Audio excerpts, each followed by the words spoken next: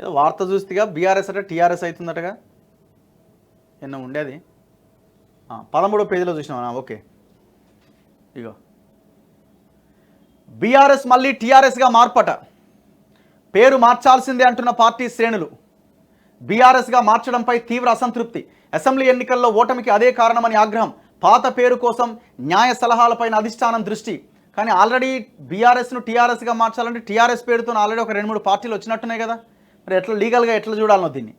భారత రాష్ట్ర సమితి పేరు మళ్ళీ తెలంగాణ రాష్ట్ర సమితిగా మారుతుందా?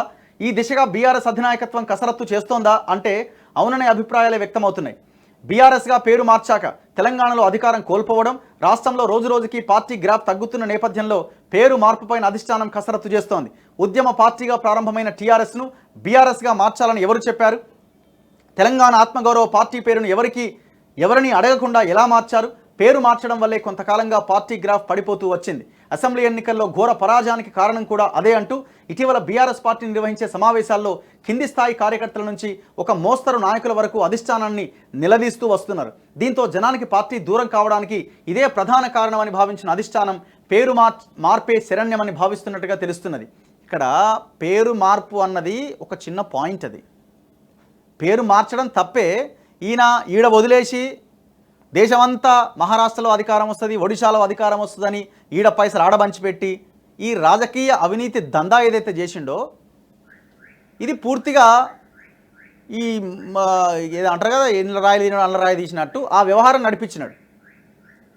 అది బెడిసి కొడుతుందని ముందు నుంచి అందరికీ తెలుసు. కానీ అధికార మత్తులో మెదడు మోకాలకు పోతే ఎట్లుంటుంది? ఆ మెదడు ఏం పని చేస్తుంది? సో అలాంటి అధికార మత్తులో ఉన్న కేసీఆర్ ఈ అరాచకానికి పాల్పడ్డాడు.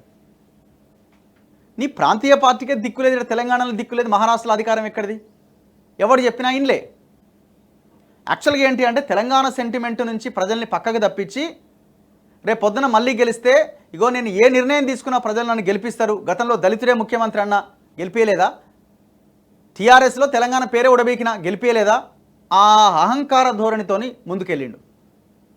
ఎందుకంటే తెలంగాణ సెంటిమెంట్ మీద ఎలక్షన్స్ జరిగితే ఆయన ఓటమి ఖాయమని ఆయన భావించిండు కాబట్టి బీఆర్ఎస్గా పేరు మార్చుకున్నాడు. ఆయనకు తెలుసు బీఆర్ఎస్ మహారాష్ట్రలో ఆడ అధికారంలోకి వచ్చే అవకాశం లేదని. కానీ ఈ డ్రామా దేనికోసం?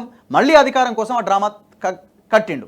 కానీ జనము మోసపోయిన జనము, తీవ్రమైన ఇబ్బందులకు గురైన జనము ఈ దుర్మార్గుణ్ణి ఓడగొట్టాలని నిర్ణయించుకున్నారు.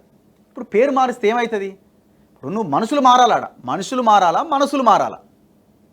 నువ్వు తెలంగాణ ప్రజల ముందుకు వచ్చి క్షమాపణ చెప్పి ఇగో నా కొడుకు నా బిడ్డ సారా దందా వేసింది, వీడు భూములు తిన్నాడు, వాడు ఇంకోటి తిన్నాడు, వీడు ఇంకోటి తిన్నాడు, నేను చాలా పెద్ద తప్పు చేసిన, ఈ సంపద మొత్తం ఈ తెలంగాణకి రాసిచ్చేస్తున్నాను ముక్కు నేలకు రాస్తే అప్పుడు జనం ఏమైనా క్షమించే అవకాశం ఉంది. అట్లీస్ట్ తెలంగాణ ప్రజలకి క్షమాపణ కోరి ప్రభుత్వానికి మేము సరెండర్ అవుతున్నాం, మీరు విచారణ చేసుకోండి అని చెప్తే అప్పుడేమైనా ప్రజలు క్షమించే అవకాశం ఉంది. నువ్వు పేరు మారిస్తే అయిపోద్దా? తెలంగాణలో ప్రత్యేక గుర్తింపును అధికారాన్ని తెచ్చిపెట్టిన టీఆర్ఎస్ పేరునే జనంలోకి తీసుకెళ్లేలా బీఆర్ఎస్ను టీఆర్ఎస్గా మార్చేందుకు అనువైన అంశాలపైన ఆ పార్టీ కసరత్తు చేస్తోంది. ఇందుకు గాను చట్టపరంగా ఏం చేయాలి అన్న దానిపైన న్యాయ నిపుణుల సలహా తీసుకుంటున్నట్టుగా తెలిసింది. అంతర్గతంగా జరుగుతున్న ఈ ప్రయత్నం వాస్తవమే అని ఆ పార్టీ సీనియర్ నేత ఒకరు చెబుతున్నారు. బీఆర్ఎస్ను టీఆర్ఎస్గా మార్పు చేయడమా, లేదంటే ఇతర రాష్ట్రాల్లో కొనసాగించేలా జాతీయ రాజకీయాల కోసం బీఆర్ఎస్ను తెలంగాణలో మాత్రమే కొనసాగించేందుకు టీఆర్ఎస్ పేరును మళ్లీ పొంది 2 పార్టీలు నిర్వహించాలా అన్నదానిపై కూడా చర్చ జరుగుతోందట. ఇందుకు సంబంధించి విధి విధానాలు, చట్టపరంగా ఎటువంటి ప్రయత్నాలు చేయాలన్న దానిపైన దృష్టి సారించినట్టుగా సమాచారం.